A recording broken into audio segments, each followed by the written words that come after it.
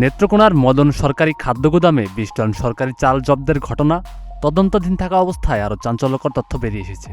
হিসাবের বাইরে প্রায় ৪৩ টন ৫৬০ কেজি অতিরিক্ত চাল পাওয়া গেছে। অনিয়ম ও অসঙ্গতি ধরা পড়ায় খাদ্য গুদামটি সিলগালা করা হয়েছে।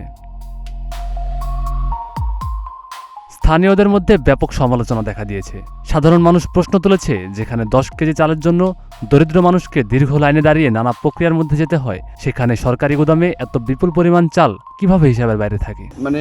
আমরা দেখেছি যে সাধারণ জনগণ যখন চাল দেওয়া হয় 10 কেজি চাল বা 20 কেজি চালের যে যখন দেওয়া হয়, লিস্ট দেওয়া হয়, তখন মানুষ লাইনে দাঁড়িয়ে চালগুলো নিতে হয়।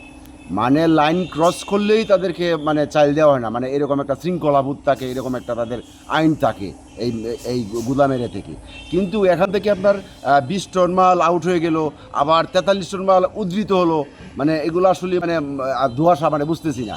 আর ওসিলিটি সাইন লাগে, তারপরে এই মালটা বেরোলে ওসিলিটি সাইন লাগে, খাদ্য অধিদপ্তর কর্মকর্তার সাইন লাগে, ঠিক আছে। এই মালগুলা যে এই রাত্রে অন্ধকারে যে পাচার করতেছে, ঠিক আছে। তো এটা বুঝতে হবে যে অ্যাকচুয়ালি মাস্টার মাইন্ড এই জায়গায় খাড়া।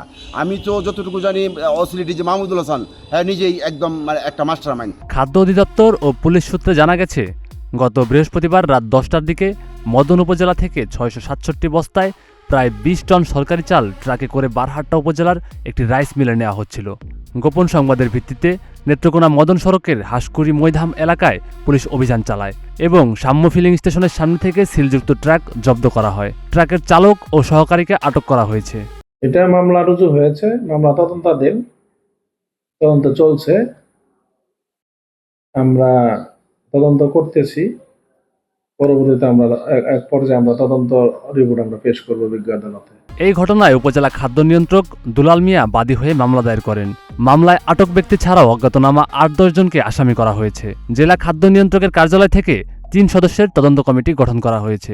খাদ্য অধিদপ্তরের অভ্যন্তরীণ নিরীক্ষা বিভাগের অতিরিক্ত পরিচালক মোহাম্মদ সেলিমুল আজমের নেতৃত্বে পৃথক তদন্ত চলছে। বলতে হবে তো জানা, আমি ওটাই বলবো, এটা রাজনৈতিক ব্যক্তি বলবো। 4-5 মধ্যে আমি এই মাল রাখতে বাধ্য হয়েছি। তাদেরকে বাংলাদেশের একশো নেওয়ার জন্য তারা নিতে দেরি করছে। রাজনৈতিক নেতারা চাপে আপনি রাখতে বাধ্য হয়েছেন, ওনারা কারা? ওনারা ওই এলাকারই।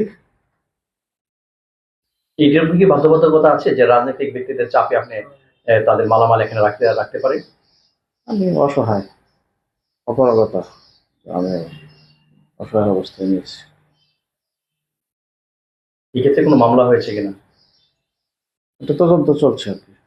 তদন্তে কি আপনি সেই তদন্তের কি আপনার দায়িত্বে আছেন, নাকি আপনাকে কোনো বাদী বিবাদী করা হয়েছে? গুদামে মজুদ ধান ও চালের হিসাব মিলিয়ে দেখা হলে অতিরিক্ত ৪৩ টন ৫৬০ কেজি চাল পাওয়া যায়। মদন সরকারি খাদ্য গুদামের ভারপ্রাপ্ত কর্মকর্তা মাহমুদুল আলম বলেন, রাজনৈতিক চাপের কারণে পরিস্থিতি সৃষ্টি হয়েছে।